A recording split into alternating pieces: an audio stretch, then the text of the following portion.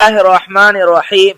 صرف 5 منٹ کا مدرسہ قرآن و حدیث کی روشنی میں 216واں دن 6 شعبان المعظم۔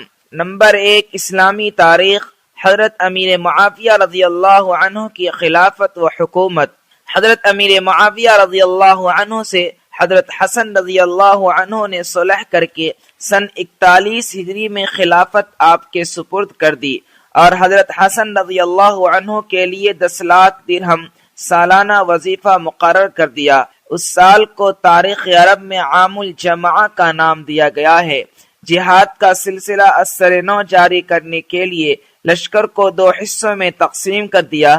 ایک حصے سردی کے موسم میں جہاد کرتا اور دوسرا تازہ دم حصہ گرمی کے دنوں میں مصروف جہاد رہتا۔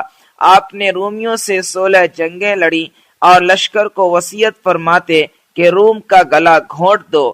ان کے دور خلافت میں بحری بیڑے کے ذریعے جزیرہ قبرص فتح ہوا، افریقہ اور روم کے کچھ قلعے فتح ہوئے، جنگ سجستان کے ذریعے سندھ کا کچھ حصہ مسلمانوں کے قبضے میں آیا، ملک سوڈان اور کابل فتح ہوا اور مسلمان ہندوستان میں قندمیل کے مقام تک پہنچے۔ افریقہ میں سوڈان تک اسلامی پرچم لہرا دیا۔ نہر جیحون کو پار کرتے ہوئے بخارا اور سمرقند کو فتح کیا۔ آپ نے قسطنطنیہ پر زبردست لشکر روانہ کیا۔ یہی وہ غزوہ ہے جس میں شرکت کرنے والوں کی مغفرت کی پیشین گوئی اللہ کے رسول صلی اللہ علیہ وسلم نے دی تھی۔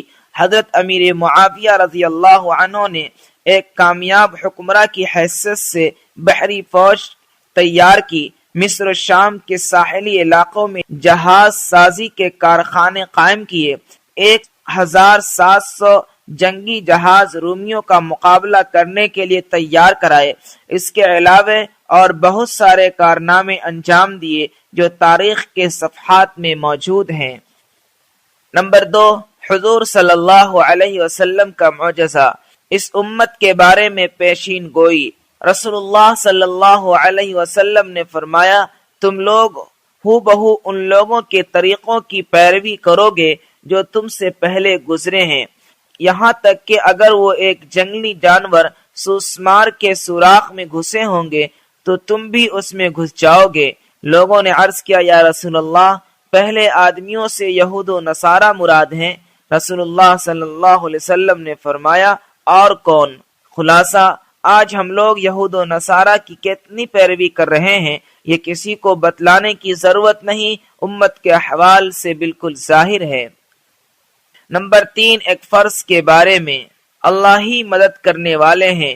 قرآن میں اللہ تعالیٰ فرماتا ہے، اللہ تعالیٰ ہی زندگی و موت دیتا ہے، اللہ تعالیٰ کے علاوہ کوئی کام بنانے والا اور مدد کرنے والا نہیں ہے۔ خلاصہ، ان باتوں پر ایمان لانا ہر ایک مسلمان کے لیے فرض ہے۔ نمبر 4، ایک سنت کے بارے میں۔ گھر سے نکلتے وقت کی دعا۔ رسول اللہ صلی اللہ علیہ وسلم نے فرمایا، جو شخص اپنے گھر سے نکلتے وقت یہ دعا پڑھے تو اس سے کہا جاتا ہے ہر چیز کے شر سے تیری حفاظت کر دی گئی اور شیطان اس سے دور بھاگ جاتا ہے۔ دعا یہ ہے، بسم اللہ توکلت علی اللہ لا حول ولا قوت الا باللہ۔ ترجمہ، میں اللہ کا نام لے کر اور اسی پر بھروسہ کرتے ہوئے گھر سے نکلتا ہوں، نیک کام کرنے کی قوت اور گناہوں سے بچنے کی طاقت اللہ ہی کی طرف سے ہے۔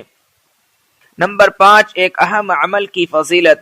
یتیم کی پرورش کرنے والا۔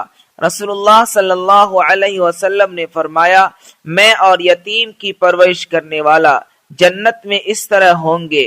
آپ صلی اللہ علیہ وسلم نے اپنی شہادت اور بیچ کی انگلی سے اشارہ کر کے فرمایا، یعنی جس طرح یہ دونوں انگلیاں قریب قریب ہیں اسی طرح میں اور دونوں قریب ہوں گے۔ نمبر 6، ایک گناہ کے بارے میں۔ بخل و کنجوسی کرنا۔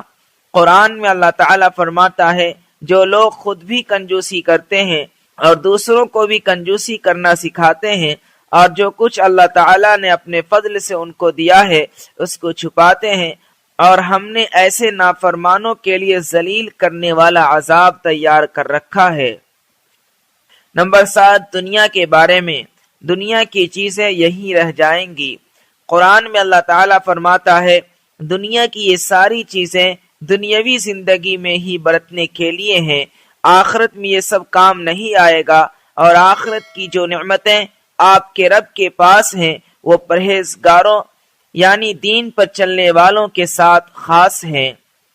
نمبر 8، آخرت کے بارے میں، قیامت میں لوگ کہاں ہوں گے؟ ام المؤمنین حضرت عائشہ رضی اللہ عنہا نے رسول اللہ صلی اللہ علیہ وسلم سے دریافت کیا جس دن پہلی مرتبہ سور پھونکنے سے سب زمین و آسمان ٹوٹ پھوٹ جائیں گے پھر دوبارہ بنائے جائیں گے تو اس دن لوگ کہاں ہوں گے؟ رسول اللہ صلی اللہ علیہ وسلم نے فرمایا پل صراط پر ہوں گے۔ نمبر 9، طب نبوی سے علاج، تلبینہ سے علاج۔ حضرت عائشہ رضی اللہ عنہا بیمار کے لیے تلبینہ تیار کرنے کا حکم دیتی تھی اور فرماتی تھی کہ میں نے رسول اللہ صلی اللہ علیہ وسلم کو فرماتے ہوئے سنا کہ تلبینہ بیمار کے دل کو سکون پہنچاتا ہے اور رنج و غم کو دور کرتا ہے۔ فائدہ، جو کو کوٹ کر دودھ میں پکانے کے بعد مٹھاس کے لیے اس میں شہد ڈالا جاتا ہے جسے تلبینہ کہتے ہیں۔ نمبر 10، نبی صلی اللہ علیہ وسلم کی نصیحت۔ رسول اللہ صلی اللہ علیہ وسلم نے فرمایا دنیا میں اس طرح رہو جیسے کوئی اجنبی پردیسی رہتا ہے یا راستہ چلتا مسافر۔